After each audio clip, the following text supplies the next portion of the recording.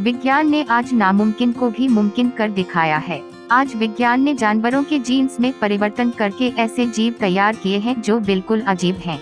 बिना पंख वाले मुर्गे। ये अजीब से दिखने वाले मुर्गे रेहोबोट एग्रोनॉमी इंस्टीट्यूट के वैज्ञानिकों द्वारा सन 2000 में बनाया गया था। इन्हें बनाने के पीछे का कारण इनको गर्म देशों में रहने के काबिल बनाना था, लेकिन इस प्रयोग को बेकार ठहरा दिया गया। इंसानी सुअर। 2017 की शुरुआत में चाइना ने आदमी और सुअर के अम्ब्रियो को मिलाकर ऐसा सुअर बनाना चाहा जिसके अंदर ह्यूमन आर्गन हो, ताकि भविष्य में ट्रांसप्लांट में काम में लिया जा सके। ये प्रयोग सफल रहा, लेकिन ये तकनीक अगर गलत हाथों में पड़ जाए तो न जाने क्या होगा। मच्छर। यूके की एक कंपनी ने 2 जीन को मिलाकर ऐसा मच्छर तैयार किया जो बाकी मच्छरों की नस्ल को खत्म कर सकता है, लेकिन कुछ लोगों की आपत्ति के कारण इस प्रोसेस को बंद करना पड़ा।